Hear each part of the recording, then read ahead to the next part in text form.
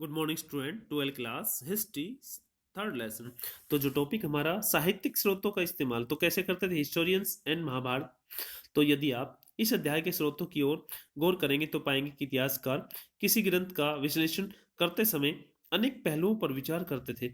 इस बात का परीक्षण करते थे कि ग्रंथ किस प्रकार लिखा गया है। तो जो हम बात करते हैं महाभारत की जो लैंग्वेज है, पाली, प्राकृत या तमिल भाषा थी, आम लोग द्वारा बोली जाती थी उस टाइम। तो मोस्टली जो ब्राह्मण थे वो संस्कृत का यूज करते थे। पुरोहित खास वर्ग द्वारा प्रयोग में लाई जाती थी। इतिहासकार ग्रंथ के प्रकार पर भी ध्यान देते थे। तो ग्रंथ जो मंत्र थे, जो अनुष्ठान करता हूँ, जो हवन यज्ञ अनुष्ठान करवाते थे, उच्चरित द्वारा पढ़े जाते थे। मीन्स कहने का भाव ये है, ब्राह्मण द्वारा संपन्न किए जाते थे। तो कथा ग्रंथ थे जो लोग पढ़ और सुन सकते थे। तो दिलचस्प होने पर उन्हें दोबारा सुनाया जा सकता था। तो इसके अलावा हम बात करते हैं इतिहासकार की। जो इतिहासकार जो राइटर है इसके बारे में जानने का प्रयास करते हैं कि दृष्टिकोण विचारों ने ग्रंथों को रूप दिया। इन ग्रंथों को जो श्रोताओं को भी इतिहासकार प्रेक्षण करते थे। हिस्टोरियंस अपने जो लेखकों ने भी अपनी रचना करते समय श्रोताओं की अभिरुचि का ध्यान दिया होगा। और हिस्टोरियंस क्या कह रहे हैं कि संकलन करना और काल जो रचना भूमि का विश्लेषण करते हैं, एनालाइज करते हैं, मुद्दों का जायजा करते हैं। हिस्टोरियंस किसी भी ग्रंथ की विषय वस्तु का इतिहास के पुनर्निर्माण के लिए इस्तेमाल करते हैं। यस। तो हम और एंशियंट जो अतीत के बारे में जो पढ़ रहे हैं, महाभारत विशाल जैसे जटिल ग्रंथ है, बहुत ही जो लार्जेस्ट ग्रंथ है, कितना कठिन होगा मतलब इसका अनुवाद करना। तो इसके बारे में हम पढ़ेंगे। महाभारत की लैंग्वेज किस थी, भाषा, और इसका सब्जेक्ट मैटर क्या था। तो ग्रंथ की भाषा की ओर देखते हैं। महाभारत का जो पाठ हम इस्तेमाल कर रहे हैं ये संस्कृत में है। यस, बिल्कुल सही बात है। आज तो मैंने लैंग्वेज में ट्रांसलेट कर दिया, उस टाइम एंशियंट टाइम में कौन सी भाषा में था? संस्कृत में था। जैसे वेदों की बात करते हैं, परिस्थितियों की बात करते हैं, संस्कृत से कहीं अधिक सरल थी। बहुत ही अच्छी भाषा थी और बहुत ही सरल थी। ग्रंथ को व्यापक रूप से समझा जाता था। इतिहासकार इस ग्रंथ की विषय वस्तु को दो शीर्ष को आख्यान एवं उपदेशात्मक के अंतर्गत रखते थे। यस, जैसे हम कोई भी टॉपिक उसको एक्सप्लेन करते हैं तो उसको सब्जेक्ट मैटर को हमने कैसे रखा। आख्यान में स्टोरियों का संग्रहण है।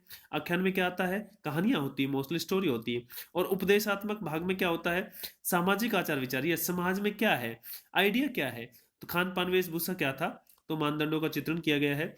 तो यह विभाजन पूर्ण तरह से अपने एकांकी है। जैसे हम हिंदी में मीन्स एकांकी के बारे में पढ़ते हैं, एकांकी नहीं है मतलब पूर्ण संपूर्ण नहीं, क्योंकि उस टाइम जो हमारे पास एविडेंस थे वो खत्म हो चुके हैं। अंशों में कहानियां भी होती है। तो बंधुता, बहुधा आख्यानों जो इंटरप्रिटेशन किया है, समाज के लिए एक सबक निहित रहता है। अधिकतर जो हिस्टोरियंस है इस बात पर जोर देते हैं कि महाभारत वस्तुत एक भाग में नाटकीय कथानक और उपदेशात्मक अंश बाद में जोड़े गए हैं। यस, मतलब प्ले ज्यादा है और जो उपदेशात्मक जो चीजें हैं वो बाद में जोड़ा है। तो आरंभिक संस्कृत जो परंपरा की बात करते हैं, महाभारत को इतिहास की श्रेणी में जो रखा गया है, इसका जो अर्थ होता है ऐसा ही था। यस, बिल्कुल सही है कि महाभारत में जो हुआ है वो ऐसा ही है। क्या महाभारत में सचमुच में ही ऐसा किसी युद्ध का समरण किया गया था? यस, दोनों के बारे में, कौरवों और पांडवों के बारे में जो पहले पढ़ा है ये बिल्कुल सही है। तो हम निश्चित रूप से कुछ नहीं कह सकते। इतिहासकार का मानना है कि सज्जनों के प्रति के बीच इस युद्ध की स्मृति की महाभारत का कथन कथानक है। तो इंगित करते हैं युद्ध की पुष्टि किसी और साक्ष्य से नहीं होती है, सिर्फ हम वेदों से या महाभारत के द्वारा होती है। लेखक ने और तिथियां, तो लेखक का कार्यकाल मतलब आज से कितनी साल कब लिखा गया है इसको, और इसकी डेट क्या है। तो ये ग्रंथ किसे लिखा है तो हम बात करते हैं। इसके कई उत्तर है। रचयिता है भाट सारथी थे, चारण भाट थे, जिन्हें सूत कहा जाता था। क्षत्रिय, जो क्षत्रिय योद्धाओं थे के साथ युद्ध क्षेत्र में जाते थे और उनकी विजय व उपलब्धियों के बारे में कविताएं लिखते थे। चारण भाट, यस, एक स्थान से दूसरे स्थान पे मतलब घूम घूम के और वर्णन करते थे किस्सों कहानियों का। तो रचनाओं का जो प्रेषण से मौखिक ओरल रूप में हुआ है। 5वीं सदी की बात करते बीसी, जो ब्राह्मणों ने इस कथा परंपरा पर अपना अधिकार कर लिया, इसे लिखा है। मीन्स पहले जो ब्राह्मण पढ़ लिख गए थे और उनने काफी चीजों को अपना मतलब रिस्पॉन्सिबल समझा। तो कुरु और पांचाल की बात करते हैं जिसके इर्द गिर्द महाभारत की कथा घूमती है। यस, जो दो ग्रुप थे जो सरदारी से राजतंत्र के रूप में उभर रहे थे। और क्या नए राजा अपने इतिहास को अधिक नियमित रूप से, मतलब न्यू किंग की बात करते हैं, लिखना चाहते थे। तो यह संभव ही है। नए राजाओं की स्थापना के समय होने वाली उथल पुथल के कारण पुराने सामाजिक मूल्यों के स्थान पर नवीन मानदंडों की स्थापना हुई, जिनका इस कहानी के कुछ भागों में वर्णन किया गया है। 200 बीसी से 200 एडी की बात करते हैं। रचना काल एक ही चरण देखते हैं इसका, जो कब लिखी गई। कुछ इतिहासकार इसको 200 ईस्वी से और मतलब काफी बाद में मानते हैं।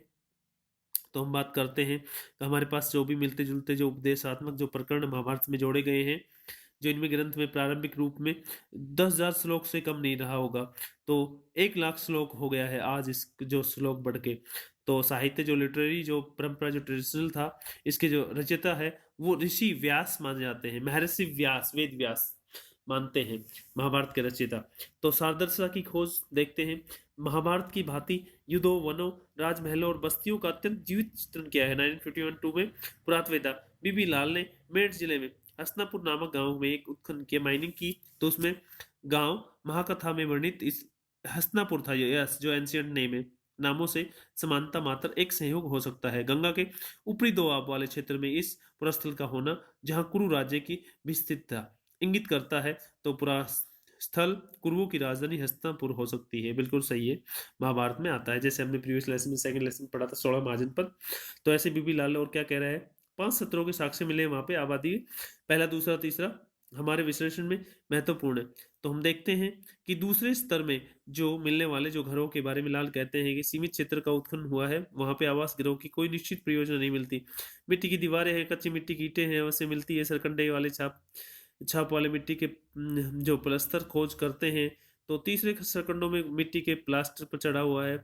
तो लाल कहते हैं कि तीसरे काल में इन कच्ची और पक्की ईंटों के बने हुए थे। तो सोसल घाट और जो सोसल घाट थे और ईंटों के नाले गंदे पानी के निकास इस्तेमाल के लिए नवेले नलकूपों का इस्तेमाल होता था। कुआं और मल की निकासी के लिए दोनों ही रूपों में व्यक्त किया गया है। तो थैंक यू, आज के टॉपिक में बस इतना है।